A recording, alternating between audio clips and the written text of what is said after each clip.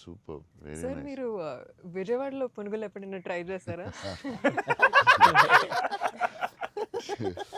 Yeah, నాకు విజయవాడ పునుకులు చాలా ఇష్టం యాక్చువల్లీ. ప్రమోద్ ఇంటి దగ్గరే ఉండేది. ఒక సమ్మర్ హాలిడేస్ ప్రమోద్ నేను best friends, cousins and best friends.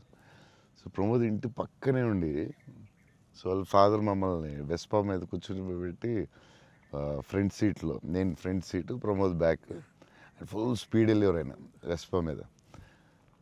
వెళ్ళి ఆ పునుకులు తీసుకెళ్తే అసలు స్టిల్ ఐ రిమెంబర్ దట్.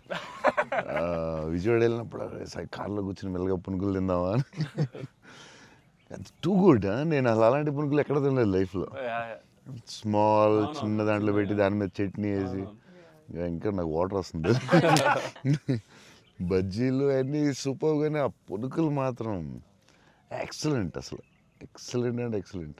పునుగులు is an emotion sir. Yeah, it is seriously.